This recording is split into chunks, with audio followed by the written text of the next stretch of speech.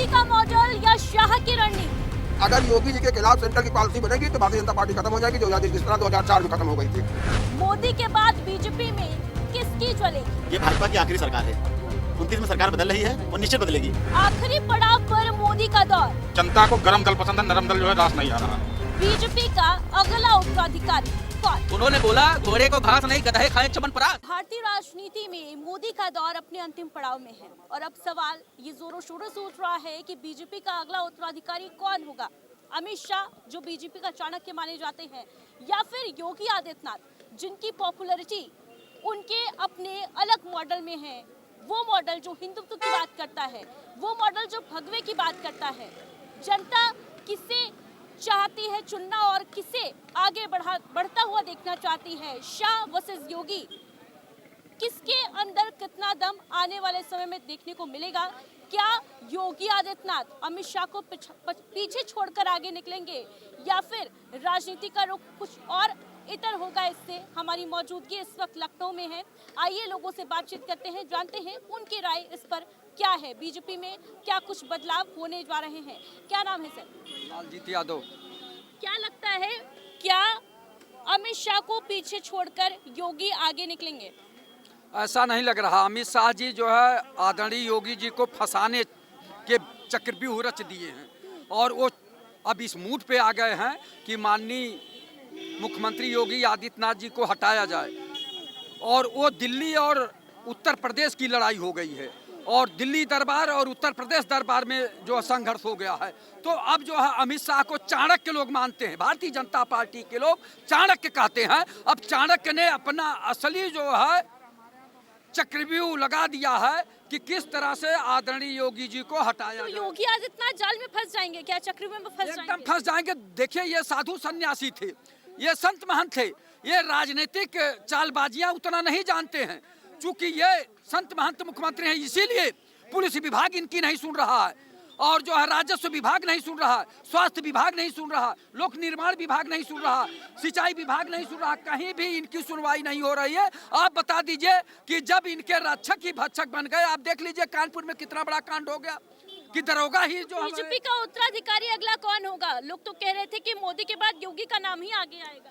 हम लोग तो चाह रहे थे कि योगी जी बने, लेकिन जो चाणक्य ने जो है इस समय षड्यंत्र रच दिया है, तो योगी जी को वो समाप्त करना चाहते हैं, सत्ता से बाहर करना चाहते हैं। अच्छा, योगी जी भी किस षड्यंत्र की बात आप कर रहे हैं? कैसा षड्यंत्र रचा गया है?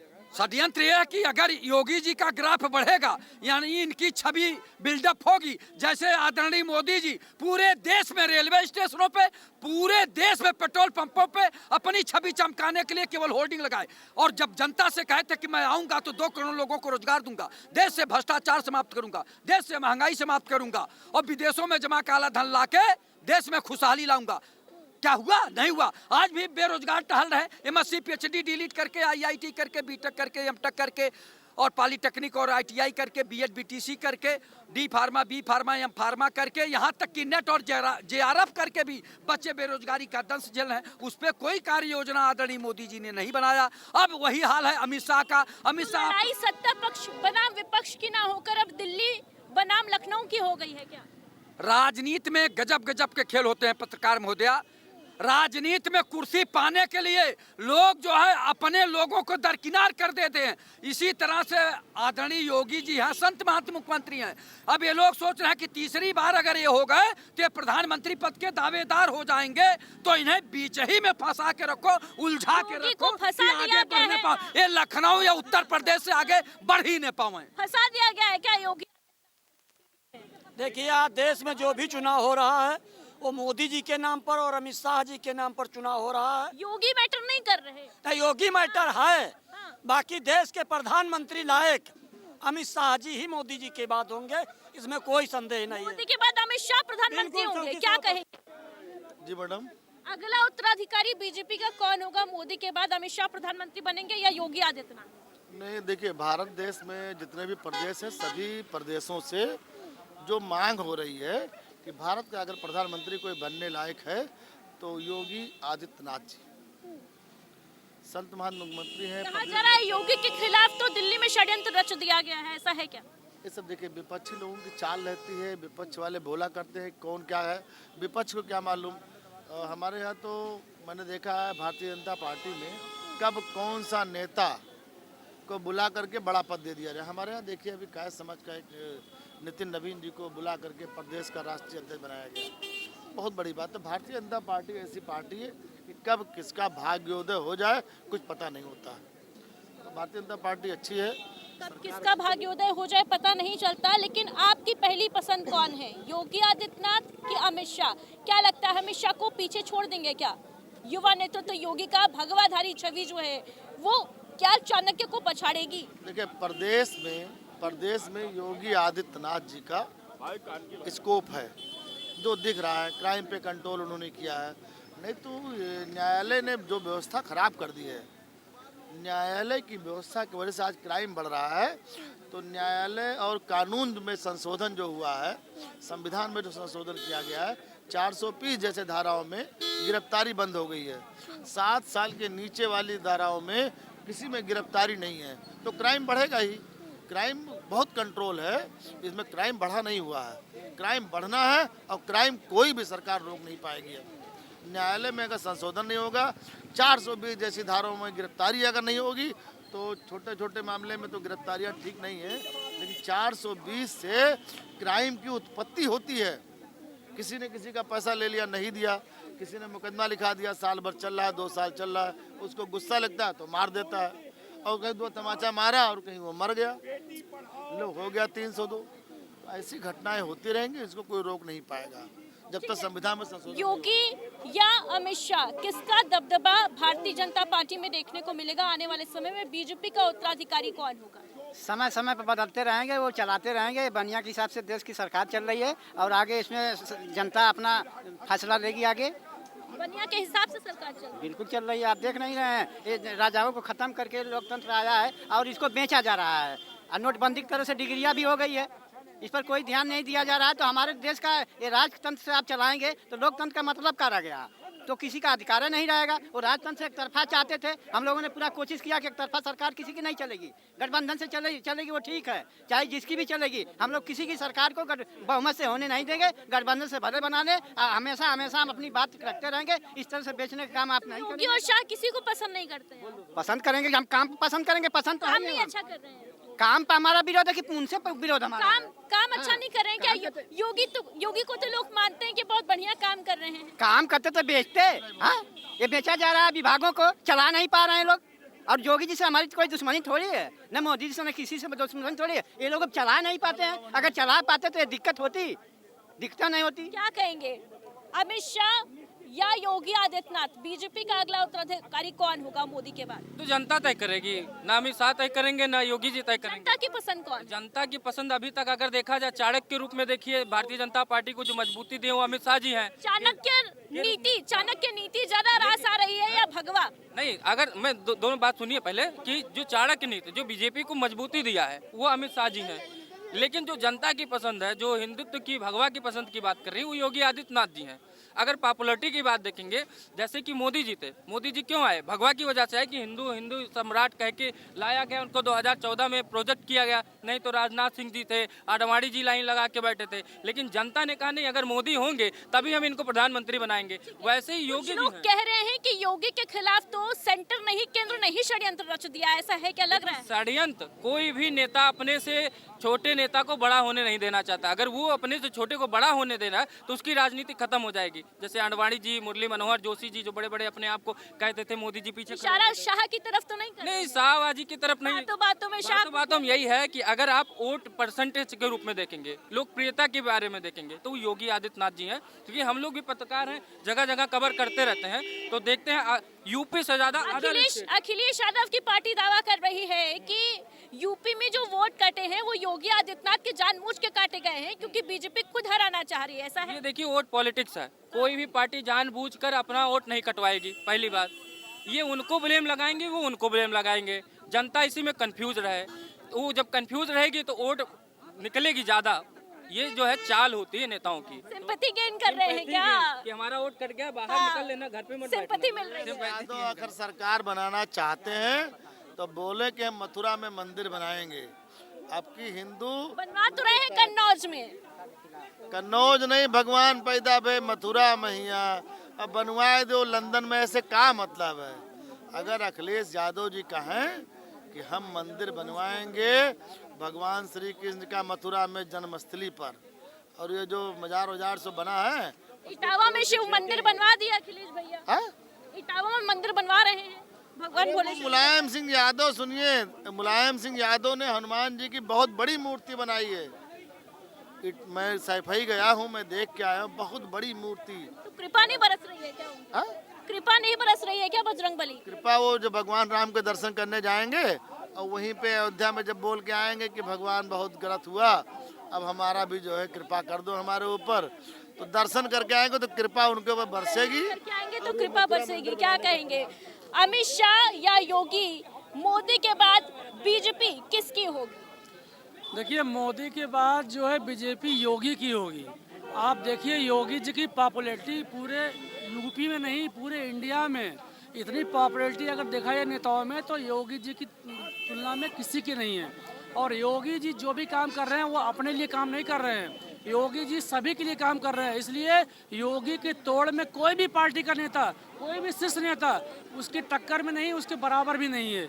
मेरा ये कहना है कि आने वाले समय में 2027 नहीं, उसके बाद भी जितने साल आएंगे उसमें योगी जी ही अभी तो मुख्यमंत्री बनेंगे। और आने वाले समय में अगर मोदी जी हटते हैं तो मुझे लगता है कि योगी जी के अलावा कोई विकल्प है। योगी प्रधानमंत्री होंगे? नहीं, मैं ये नहीं कह रहा हूँ प्रधानमंत्री होंगे, लेकिन देखिए मेरा अपना व्यू है कि हो सकता है कि योगी जी विकल्प के तौर पे एक अच्छे उभरे हुए नेता माने जाएंगे, क्योंकि उनकी पॉपुलैरिटी जो है। मोदी का विकल्प अभी आप योगी को ही मानते हैं? यस। क्या कहिएगा, अमित शाह या योगी आदित्यनाथ, मोदी के बाद बेहतर विकल्प कौन है बीजेपी के लिए, और बीजेपी में किसकी चलेगी? कोई विकल्प ही नहीं है, ना ही 2024 में कोई विकल्प था। देश की जनता ने जवाब दे तो दिया, 240 पे ला के आपको ठहरा दिया, तो विकल्प तो अब इनमें से कोई नहीं है। अब विकल्प है बदलाव का, विकल्प है शिक्षा, रोजगार, स्वास्थ्य, नौकरियों को लेकर जो चलेगा वो विकल्प बनेगा। ये ड्रामेबाज और डमरूबाज अब नहीं चलेंगे। ये जितना यानी भगवाधारी और चाणक्य नीति काम नहीं आएगी क्या? नहीं, अब क्या आप देख तो लीजिए मैम क्या चल रहा है। हमने बनाया प्रधानमंत्री, कभी वो प्रधान सेवक, कभी वो चौकीदार, कभी मन की बात करने वाला, कभी दिल की बात करने वाला, कभी परीक्षा पर चर्चा। अरे तुमको जो बनाया है तुम उस पर रहो ना कायम। अब तुम जा के मंदिरों में कभी ढपली बजाओ, कभी डमरू बजाओ, और अपने को भगवान से, जो तीनों लोकों के गुरु हैं हमारे भगवान शिव, हमारे आराध्य हैं, उसकी तुम तुलना अपने से करवा रहे हो और डमरू बजा रहे हो। कितना शर्मनाक है। आज क्यों नहीं सनातनी, जो अंधभक्त सनातनियों की बात कर रहा हूँ, वो क्यों नहीं इस पे, और दूसरे भी क्यों नहीं सनातनी या हिंदू इस पर का विरोध क्यों नहीं करते? साधु समाज या हमारे शंकराचार्य इन सब चीज़ों का क्यों नहीं विरोध करते कि देश का प्रधानमंत्री एक पाखंडी प्रधानमंत्री है जो खुद को भगवान शिव की तुलना में ले रहा हो और डमरू बजा के इस तरीके से ड्रामेबाज प्रधानमंत्री। हम लोगों की देश की दुर्भाग्य है सर, मैम, और तो कुछ नहीं कहना चाहूँगा। ये प्रधानमंत्री सोमनाथ मंदिर में डमरू बजा रहा है, ये देश का दुर्भाग्य है। दुर्भाग्य है ना, मैं बता देता हूँ। उसने 1000 साल पुरानी बात कही। उसने कहा मोहम्मद गजनबी आया था, उसने सोमनाथ मंदिर लूटा था। अरे 2014 से तुम पूरे देश को लूट रहे हो नरेंद्र मोदी, ये जवाब दोगे तुम? ये जवाब दोगे? 2014 से तुम पूरे देश को लूट रहे हो। उसने तो गजनबी ने तो एक बार मंदिर लूटा था, और उस पर तुम सियासत करते हो। जिन ठाकुरों और हिंदुओं ने, जो राजे महाराजे थे, बौद्ध के मंदिर तोड़े थे, क्या वो 1000 साल के पुराने तुम्हें बौद्ध मंदिर याद नहीं आते? क्या उन बौद्ध मंदिरों के लिए आवाज नहीं उठाओगे? आज तुम्हें सोमनाथ का मंदिर याद आ रहा है, मगर बौद्ध मंदिरों को हिंदुओं ने तोड़ा था। उस पे बारे में तुम्हारा क्या विचार है? क्या उस पर भी कभी बात करोगे? नहीं करेगा, क्योंकि ये जुमलेबाजों की सरकार है। ये शिक्षा, रोजगार, स्वास्थ्य, नौकरियां, महंगाई, सुरक्षा पर कोई बात नहीं करेगी। देखिए, इनका साफ तौर पर कहना है मोदी ना योगी ना शाह कोई विकल्प ही नहीं है, क्योंकि ये लोग ढकोसलेबाजी करते हैं। क्या नाम है? दीदी, मेरा नाम संतोषी है। सड़क पे भीख मांग रही है, मेरे रास्ते पे चल रही है। 2007 से मैंने मायावती बहन जी थी, अखिलेश यादव थे, बहुत सुविधा था। मेरा कहना है कि अखिलेश और मायावती संबंधा हो। ये बसपा का झंडा लेके आप भीख मांगती हैं क्या? नहीं, पहले भीख मांगते थे, और अब क्या करते हैं? अब मैं मायावती के वोट मांग रही है। पहले भीख मांगती थी, अब मायावती के लिए वोट मांग रही। हाँ, जब नहीं सुनी जाएगा तो थानेदार का खाना के लिए खर्चे के लिए नहीं दे सकते हम 10-20। इस सड़क पे भी माने होती है। मैंने तो सबको तो मुफ्त में राशन मिल रहा है, आपको नहीं मिल रहा है हमका। ना राशन कार्ड नहीं है क्या आपका? नहीं बना है, मोदी जी ने बनाया है। अब मेरा मोदी जी नहीं बनवाए राशन कार्ड? हाँ, मोदी जी ने बनाया। मेरे 6 बच्चों को मौत कर दिया है। आप बताइए, इंसाफ दिए मीडिया में जी। 6 बच्चों का क्या हो गया? मेरे 6 बच्चे में 2 बच्चे जिंदा हैं और मोदी जी मरवाया विधायक जिससे ज्ञानपुर के। ठीक है, देखिए और लोग भी इधर नजर आ रहे हैं, उनसे भी बातचीत कर लेते हैं, देखते हैं उनका क्या कुछ ओपिनियन है, क्या कुछ राय है इस पूरे मुद्दे पर। क्या नाम है भाई? रवि गुप्ता। योगी आदित्यनाथ या अमित शाह, बीजेपी का अगला उत्तराधिकारी कौन होगा मोदी के बाद? योगी आदित्यनाथ। योगी आदित्यनाथ भगवाधारी हैं, हिंदुत्व को लेकर चलते हैं। तो भगवाधारी पर चाणक्य नीति जो है भारी पड़ जाएगी क्या? चाणक्य नीति नहीं भारी, लेकिन भगवा तो भारी है ही। भगवा ज्यादा भारी है, हिंदुत्व भारी है। अमित शाह की रणनीति काम नहीं करेगी? नहीं, फिलहाल तो कुछ लोग कह रहे हैं कि केंद्र जो है षड्यंत्र चल रहा है योगी आदित्यनाथ को नहीं, करने का। अगले प्राइम मिनिस्टर आगे के निकल तौर पे जाएंगे तो अगले प्राइम मिनिस्टर के तौर पे जेनजी तो युवा जो है वो योगी आदित्यनाथ जी को देख रहा है। जनजी युवा जो है योगी आदित्यनाथ को देख रहे हैं। जनजी हो ना? क्या नाम है? आशुतोष द्विवेदी। अमित शाह या योगी उत्तराधिकारी कौन? कुछ नहीं कह सकते, नहीं कह सकते। दोनों युवा किसको देख रहा है? दोनों प्लस है, plus is equal two plus. दोनों प्लस है तो दो तो उत्तराधिकारी नहीं हो सकते, होगा तो देखिए वैसे तो पहली चॉइस क्या है? पहली चॉइस तो माननीय योगी आदित्यनाथ। योगी अगर वो प्रधानमंत्री बन गए, जैसा कि उनका मुख्यमंत्री का कार्यकाल रहा है, तो वो कार्यकाल तो उनका बहुत ही अच्छा रहा है। और अगर हमें लगता है कि प्रधानमंत्री के पद पे बैठ गए तो इस देश का कुछ कल्याण हो सकता है। तो अमित शाह से आगे निकल जाएंगे क्या योगी? बिल्कुल, बेशक। इसीलिए कूटनीति चल रही है प्रदेश के अंदर।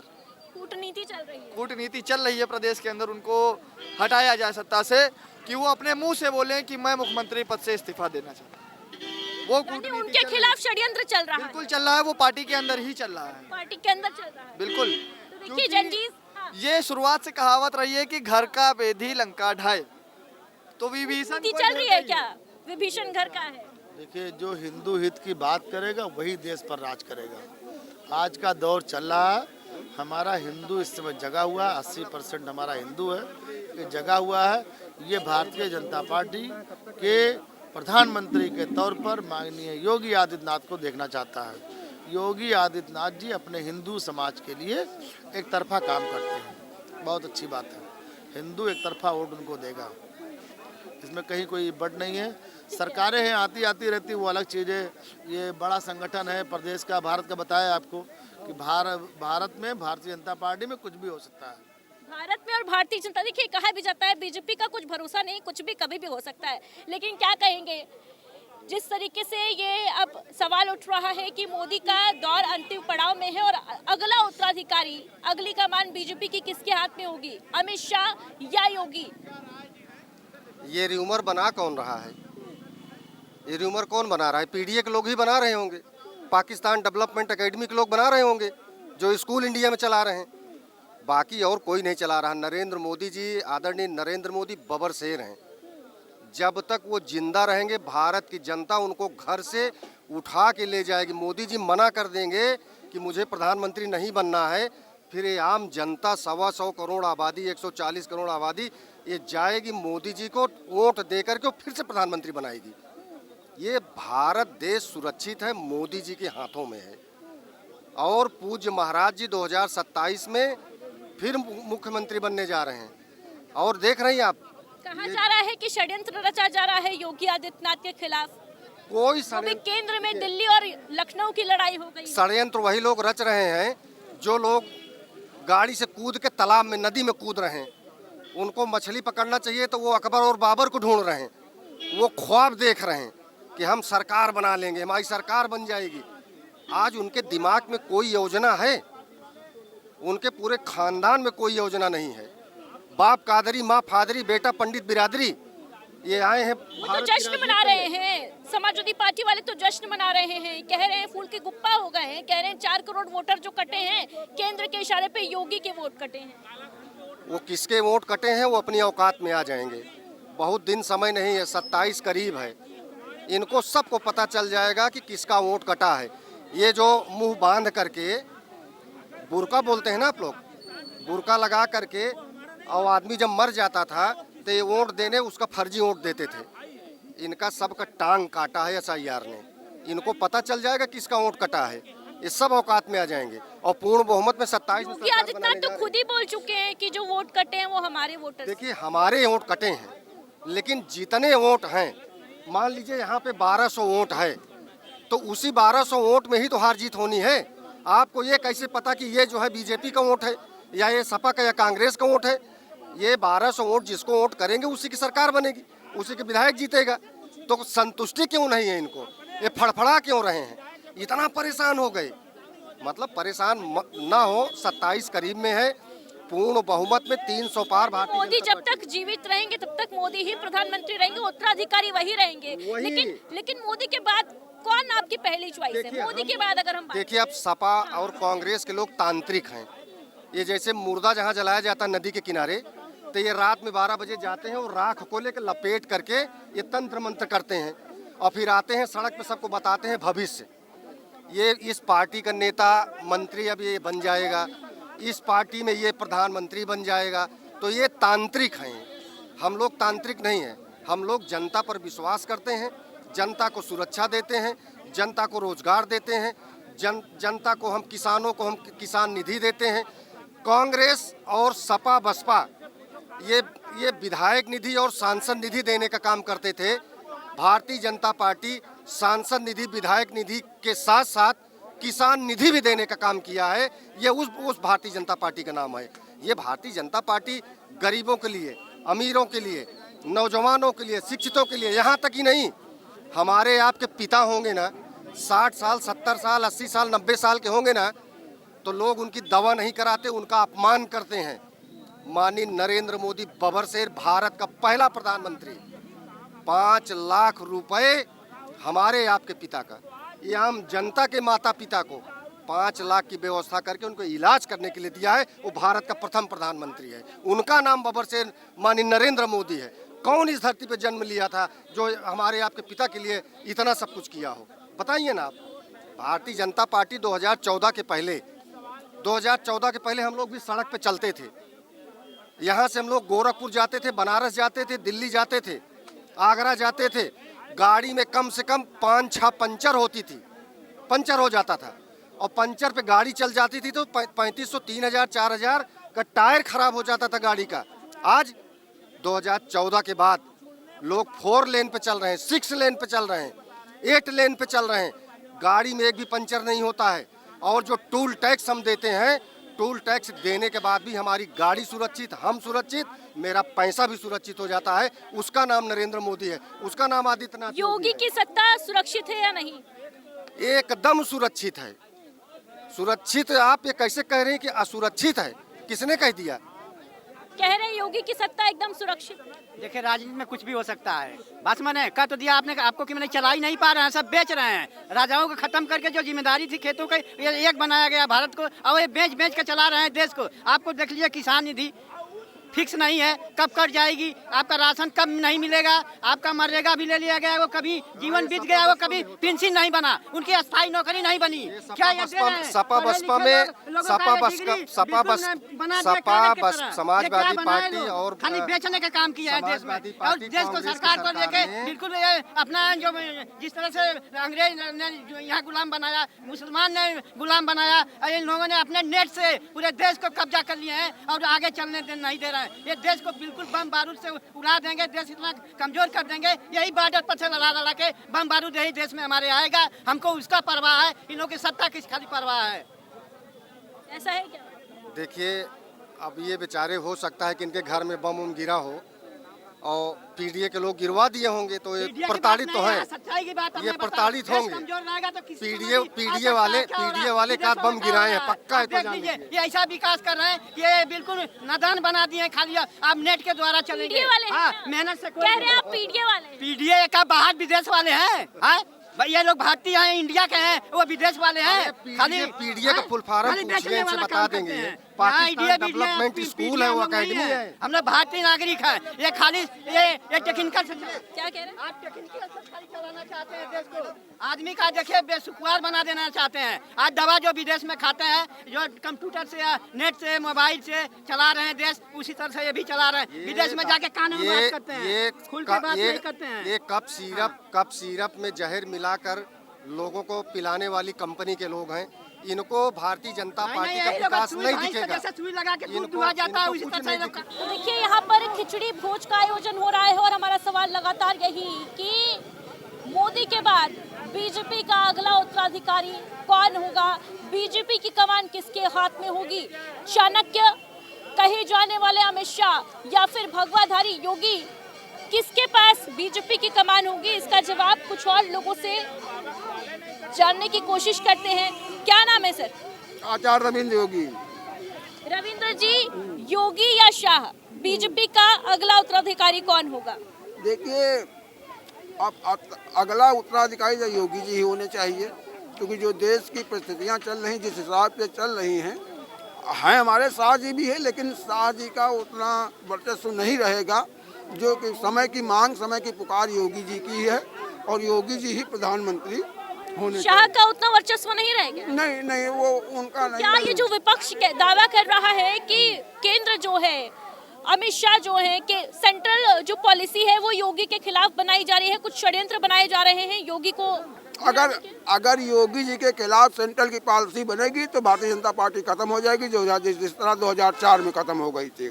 अब बिल्कुल इस बार अगर भारतीय जनता पार्टी खत्म हुई तो कभी जीवन में आने को नहीं रहेगी, तो अब दूसरा संगठन आएगा। तो इसलिए आपस में तालमेल बैठा करके जो देश का हित कर सके, जिसके साथ जनता का समर्थन हो, उसको वहाँ पे बैठना चाहिए और वही होना चाहिए। और योगी जी से सुपीरियर इस वक्त कोई है नहीं। योगी से सुपीरियर इस वक्त कोई नहीं है। जो देश की मांग मैडम चल रही, जो समय की मांग चल रही है, तो अगले प्रधानमंत्री योगी होंगे क्या? बिल्कुल 2029 हम लोग मांग करेंगे कि अगले प्रधानमंत्री माननीय हमारे आदित्य योगी जी को बनाया जाए और ये सब लोग रहेंगे, चूँकि ये लोग मार्गदर्शन समिति में रहें, गृह मंत्री बने रहें, ऐसा कोई समस्या नहीं है। यानी रणनीतिकार के ऊपर भगवा जो है वो भारी पड़ने वाला है। बिल्कुल। हाँ, ये भगवाधारी प्रधानमंत्री होगा। बिल्कुल होंगे और अगला प्रधानमंत्री योगी आदित्यनाथ जी होंगे और इतना बढ़िया चलेगा भारत के अंदर प्रधानमंत्री। अभी तो खैर मोदी जी हैं, थोड़ा नरम हो जाते हैं, योगी जी तो मोदी जी नरम हो जाते हैं, थोड़ा सा नरम हो जाते हैं, थोड़ा वो पुराने हैं और दयालु टाइप के हैं। मगर ये आप समझ, योगी जी दयालु नहीं है क्या? नहीं, दयालु नहीं है योगी जी। अगर जो सही आदमी है तो उसके साथ उनके दया है, मगर अगर कोई भ्रष्टाचारी है, दुराचारी है या बदमाशी करेगा या हमारी कोई बहन बेटियों को टच करेगा या बदमाशी करेगा या कानून को अपने हाथ में लेगा, तो योगी जी ये बर्दाश्त बिल्कुल नहीं करते हैं। वो बिल्कुल सीधी दवाई है उनकी। तो ये अमित शाह से आगे निकल जाएंगे क्या योगी आने? अब ये देखिए, ऐसा है ना, ये अमित शाह अलग चीज है, ये गाइडलाइन कर सकते हैं, इसमें कोई वो नहीं है। मगर चेहरा जो दमंग आदमी होता है, भाई 2 बार के मुख्यमंत्री यहाँ बन चुके हैं और जब से योगी जी यहाँ मुख्यमंत्री हुए कोई दंगा नहीं हुआ।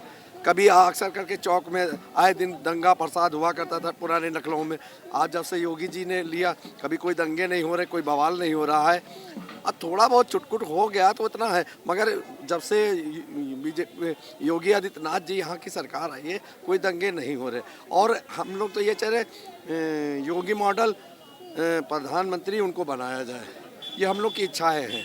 अगर योगी मॉडल प्रधानमंत्री जो है बनाया जाए, योगी मॉडल हिट भी है और फिट भी है और फिट भी है और 100% आप देखिएगा उत्तराधिकारी योगी होंगे। क्या कहिएगा, अमित शाह या योगी आदित्यनाथ, बीजेपी का अगला उत्तराधिकारी कौन, कमान किसके हाथ में होगी? बहुमत अगर चाहिए भाजपा को तो नॉमिनेट करे योगी को, क्योंकि जनता को गरम दल पसंद है, नरम दल जो है रास नहीं आ रहा है। ठीक है, जनता को गरम दल चाहिए और योगी जो है इसमें एकदम सशक्त है और बेस्ट है।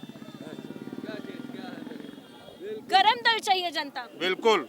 एक्शन बुलडोजर, हमारे यहाँ बुलडोजर काफी जो है, एक्शन काफी हर प्रदेश में चल रहा है, आप देख रहे हो। ब्रिटिश शासन थोड़ी ना है कि नरम दल गरम दल की बात करते हैं। नहीं, बिल्कुल गरम दल, क्योंकि नरम दल लोग मानेंगे नहीं। लोग नरम दल से लोग जो है लापरवाही करते हैं। जब तक जो है कठिन कानून और कठिन कानून अगर नियम का पालन तभी लोग करेंगे। अमित शाह को बाईपास करके आगे निकल जाएंगे क्या योगी आदित्यनाथ? देखिए अमित शाह बर्दाश्त कर लेगा ये? लोकप्रियता योगी जी की है पूरे प्रदेश, पूरे भारत में योगी जी ही जो हैं लोकप्रिय हैं। क्या कहेंगे?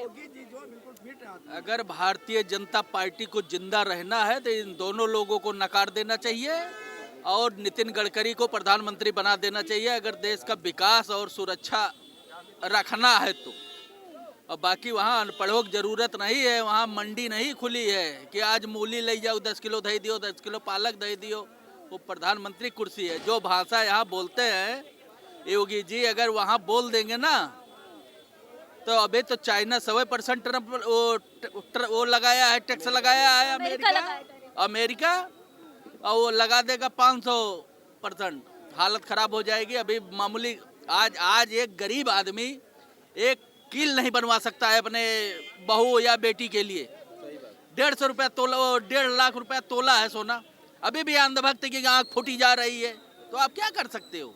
यानी ना शाह से काम चलेगा ना योगी से काम चलेगा। बिल्कुल इनको किनारे करके बैठा देना चाहिए कोने में। वहाँ के लिए जो आज भारतीय जनता पार्टी में विकास का काम किसी का दिख रहा है, कोई विकास किया है तो नितिन गडकरी जी हैं। नितिन गडकरी जी दावेदार हैं प्रधानमंत्री के लिए। गडकरी दावेदार हैं क्या? देखो भाजपा की नीति पे चलने वाले हर व्यक्ति दावेदार हैं, हर व्यक्ति योग्य है। हर पार्टी में अयोग्यता ही मिलेगी, यहाँ योग्यता है। एक समय था उत्तर प्रदेश के शासन में यहाँ पे कोई भी व्यक्ति, यहाँ पे कोई भी उद्योगपति यहाँ पे इन्वेस्ट करने के लिए तैयार नहीं होता था। लोग डरते थे माफियाओं गुंडों से। ठीक है, जिस तरह से माफिया गुंडों को योगी जी ने खत्म किया है और यहाँ पे उद्योग व्यापार, यहाँ बड़े बड़े इन्वेस्टर उद्योगपति लगा रहे हैं। ठीक वैसा ही कानून पूरे भारत में चलना चाहिए। दंगाई जितने भी हों शांत रहें सदैव और कानून व्यवस्था को मानना। जितने शांत रहें। क्या कहेंगे? नीतीश कुमार जी ने क्या बोला था? नीतीश कुमार जी ने बोला था जब पार्टी में अत्याचार होने लगा तो उनसे बर्दाश्त नहीं हुआ नितिन गडकरी जी से। उन्होंने बोला घोड़े को घास नहीं गधे खाएं चमनप्राश। तो ये लोग चमनप्राश खाली खा रहे हैं और काम एक पैसे नहीं कर रहे हैं। देश लूट रहे हैं, बेच रहे हैं। ये चीज जो है नितिन गडकरी जी को ही नहीं पसंद है देश के प्रति। आवाज जो चल रहा है गुजरातियों का की नहीं चलती है क्या? गुजरातियों का ईस्ट इंडिया कंपनी जो चल रही है ना, इसके खिलाफ जो है नितिन गडकरी भी हैं। गुजराती ईस्ट इंडिया कंपनी चल रही है, वाह। क्या कहेंगे?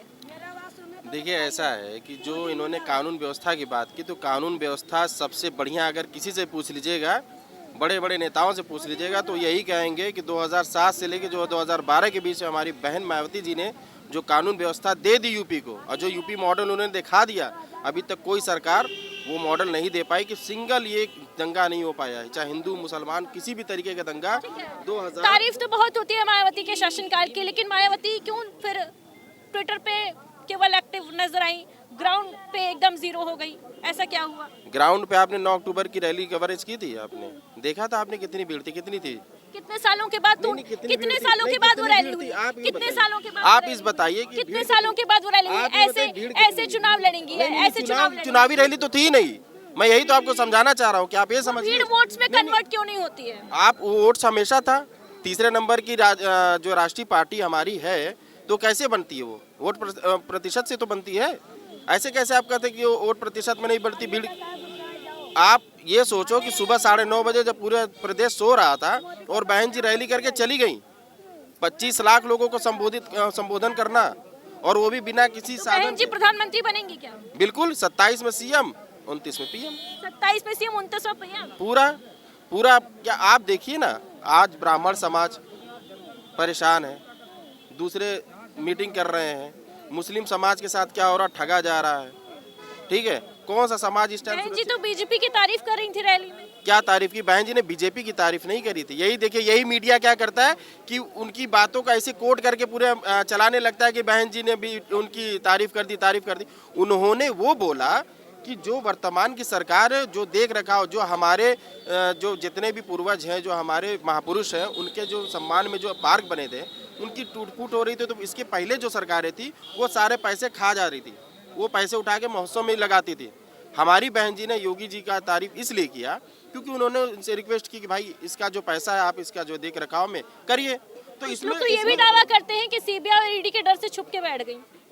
फिर वही बात आप करने लगी ना, सीबीआई ईडी क्या है? आप मानती है बीजेपी के पास है? ये बीजेपी की संरक्षित ये दावा किया जाता है। नहीं, कैसे दावा किया जाता है? आप ही लोग तो बताते हैं ना। ये तो विपक्षी हल्ला काटता है ना कि सीबीआई ईडी लगा दी जाती है विपक्ष। कोई जरा दिखाइए क्या कि सीबीआई की वजह के डर से दीदी हल्ला की हुई है बंगाल। ममता दीदी की क्या बात करेंगी? वो तो जैसे चुनाव आने लगा तो वहाँ पे तो बाबरी मस्जिद की बात करने लगी। इतने सालों से मुसलमानों का वोट लेने के बाद भी वो खाली जो है अभी मस्जिद मंदिर में फंसी हुई हैं।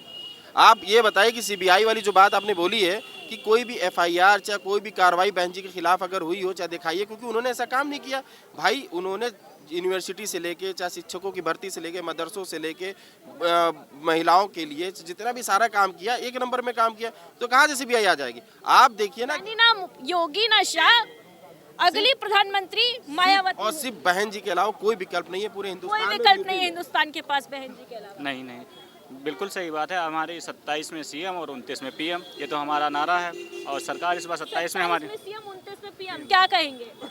देखिए, प्रजातंत्र लोकतंत्र में किसी को राजा महाराजा मुख्यमंत्री बनाना पब्लिक का काम है। अगर पब्लिक खुश है तो वही गद्दी नशीन और हाथी नशीन हो जाएगा। लेकिन अगर हाथी अभी पैदल है, कोई साथ देने वाला नहीं है, और फिर बहन जी जब प्रभावशाली थी उसके बाद फिर उन्होंने आंख मूंद लिया, न उत्तर प्रदेश न पूरे भारत में। ठीक है, बीजेपी की अगर बात करें, अगर बीजेपी की बात करें तो योगी या अमित शाह, बीजेपी का उत्तराधिकारी अगला कौन होगा? देखिए, एक ही विकल्प बचा है, ये पक्का जान लीजिए। 90% मेरा अपना विश्वास है कि बहन जी भाजपा के साथ होंगी। बहन जी भाजपा के साथ होंगी? क्या बात कर रहे हो? आपने कैसे बोल दिया? एक मिनट, आपने कैसे बोल दिया? अंदर से ये किसी के साथ नहीं ना, बल्कि बहन जी ने भाजपा का समर्थन लिया था, खुद नहीं दिया था। 3 बार लिया था, अपनी सरकार चलाई थी अकेले। 2007 में अपने दमखम पे सरकार बनाई थी। तो कोई भी पार्टी किसी की बी टीम नहीं है, ये गलत बात है। ऐसे विधि साहब को लेकर कहते बीजेपी की बी टीम है, कोई किसी की टीम नहीं ना। जब समझौता होता, अभी कांग्रेस समझौता करे हुए महाराष्ट्र में, बीजेपी के साथ समझौता करेंगे? देखिए, ऐसा है कि इससे पहले भी उनका इतिहास रहा है बीजेपी के साथ, पहले समझौता करके आगे बढ़ गई, फिर अकेले दम पर। देखिए, ऐसा है कि भाजपा ने समर्थन दिया था, ठीक है, इन्होंने समर्थन लिया नहीं था और कोई गठबंधन नहीं था। एक तो ब्राह्मणों को खिसका रही है, कह रही है ब्राह्मण बाटी चोखा से काम नहीं चलेगा। अरे तो बाटी चोखा से ब्राह्मण को वहाँ पे प्रॉब्लम हो रही है ना। आप ये बताइए, सत्ता रूढ़ पार्टी के अंदर भी अगर ब्राह्मण नाराज चल रहा है तो सोचने की बात है। बहन जी की सरकार में कभी ब्राह्मण के साथ ऐसा नहीं हुआ। इस पर डिस्कशन करेंगे, क्या कहेंगे? अब ये तो बात है, मैं ये कह रहा हूँ, मगर जैसे अभी बहन जी ने तारीफ करी योगी जी की, तो ये बात तो आप तय हो गया इन्हीं के लोग है कि इसका मतलब योगी बाबा की सरकार में काम हो रहा। क्योंकि जितनी पार्क हैं, जितने वो उनके बहन जी ने बनाया था, तो देख रेख जब से बीजेपी की गवर्नमेंट आई है तो योगी जी जो है कोई बदले की भावनाओं से काम नहीं कर रहे हैं। वो चाहे जो भी ये सरकार की धरोहर है, तो सरकार की धरोहर में ईमानदारी से वो पैसा लगा रहे, जैसे इन लोगों ने बोला, तो इसका मतलब योगी जी ठीक है। तो योगी जी जब यूपी में फिट है तो केंद्र में पीएम। योगी जी फिट है, यूपी में भी फिट है, केंद्र में भी फिट है। कुछ और लोग उनसे भी जान लेते हैं। क्या नाम है सर? दोनों लोग नेतृत्व करने लायक नहीं है, न वो मुख्यमंत्री लायक हैं और न प्रधानमंत्री लायक हैं। क्योंकि प्रधानमंत्री देश का बने जो पढ़ा लिखा हो, जो काम करने योग्य हो, जो विश्व का ये रिकॉर्ड है, जो धर्म और कट्टरवाद के रास्ते पे जो भी देश गया वह देश तबाह है। इसलिए हिंदुस्तान को बचाने के लिए दोनों लोगों का नेतृत्व ठीक नहीं है। योगी और शाह दोनों का नेतृत्व ठीक नहीं है? नहीं ठीक है। एक पूंजीवाद को बढ़ावा दे रहे हैं और एक जातियों में नफरत उत्तर प्रदेश में फैल गया। अमित शाह जी का क्या है? ईडी का छापा मारवाओ, विधायकों को तोड़ो, महाराष्ट्र में सरकार बनवा दो, यहाँ बनवा दो। तो देश में विकास की बात होनी चाहिए। यानी ना रणनीति काम आएगी शाह की, ना योगी का भगवा। आप तो खुद भगवा धारण किए हुए हैं, भगवाधारी को बॉयकॉट कर रहे हैं। ये देखिए बाइकाट, आप ये बताइए भगवाधारी। लोग कहते हैं कि योगी जो है वो भगवाधारी है। हाँ, अब हम भाई योगी भगवाधारी, हम भगवा सवाल नहीं है। अगर भगवा है, भगवा ही देश को, भगवा देश का किसी का अकेले तो है नहीं। बात ये होगा, भगवा तो रावण भी पहना था, रावण पहन के आया, सीता माता का हरण कर लिया। तो इसीलिए हमें जो है ये दोनों लोगों का नेतृत्व हमें स्वीकार नहीं। हमने कहा ये प्रश्न आप और लोगों से पूछ सकती हो। हमने पहले कहा कि यह प्रश्न आप दूसरे से पूछ लो कि योगी जी क्या पसंद है, या मोदी जी, अमित शाह जी, या कोई दूसरा बताएगा। हमारी पसंद ये है कि देश का प्रधानमंत्री, उत्तर प्रदेश का मुख्यमंत्री पहले अखिलेश बने, फिर ये प्रधानमंत्री बने। हम इस रूप में अखिलेशवादी हैं, ये समझ जाइए। हम अखिलेशवादी हैं जो मानवता इंसानियत की बात करता है, जो काम की बात करता है, जिसने 100 नंबर दिया और एम्बुलेंस दिया। आप भगवा पहनकर अखिलेश यादव की तारीफ कर रहे हैं। हाँ, मैं करता रहता हूँ, निरंतर करता रहता हूँ, आज से नहीं, वर्षों से करता रहता हूँ। तो कहते हैं भगवाधारी जो होता है वो केवल योगी का फैन है। नहीं, ये अलग है, ये केवल कह के हवा बनाया जाता है। क्या भगवाधारी या संत अखिलेश के पास नहीं जाते? इतना बड़ा इटावा में मंदिर बनवा रहे हैं अखिलेश यादव। बीजेपी तो कहती है नमाजवादी पार्टी है, समाजवादी। भाई बीजेपी तो कुछ भी कह सकती है। मैं कहा विरोधी दल कुछ भी कह सकता है, वो नमाजवादी बता सकता है या कोई वादी बता सकता है, कोई प्रचारजीवी, मतलब इस देश में कहने की स्वतंत्रता है। लेकिन ये कहती रही, यही 24 के चुनाव में 37 सीट अयोध्या जीत गए, और राम के अगर प्रिय नहीं होते तो अयोध्या में कैसे जीत जाते अखिलेश यादव? वो नमाजवादी कहते रहे, कोई राम के प्रिय अखिलेश। अरे आप ये बताइए, राम के हों चाहे कृष्ण। अगर कोई सवाल कर दे कि अखिलेश फिर राम मंदिर दर्शन करने का है नहीं गए? नहीं, ये सवाल मंदिर में जाना और दर्शन करना वो व्यक्ति के व्यक्तित्व पे निर्भर होता है, उसकी समय सीमा होती है, वो आस्था का विषय है। अब ये सवाल कर दिया जाए कि मंदिर में गए, प्राण प्रतिष्ठा आधा अधूरे पे मंदिर पे आपने किया, 4 शंकराचार्य हमारी नहीं गए, तो वो तो प्रश्न उनका है, वो देंगे।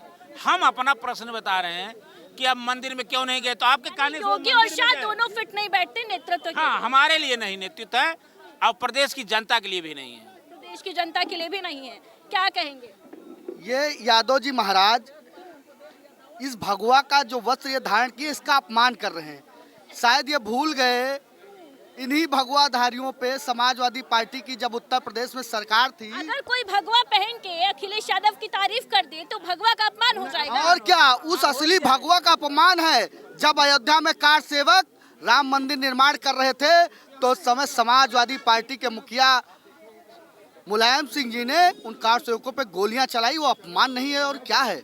आज देश की जनता इनसे पूछती है, अगर तुम राम मंदिर की बात कर रहे हो, आज राम मंदिर, भव्य राम मंदिर बन गया, तुम्हारे अंदर बौखलाहट है, आज बताइए उन कार सेवकों पे गोलियां चलाते हुए इनको दया नहीं आई? उन भगवाधारियों पे गोलियां चलाते समय उनको कार सेवकों को भून दिया, इन पे दया नहीं आई? आज ये बात करते समाजवादी पार्टी, ये भगवाधारी नहीं, यादव जी महाराज हैं, ये भगवा वस्त्र धारण किए हैं, ये भगवा वस्त्र धारण किए हैं।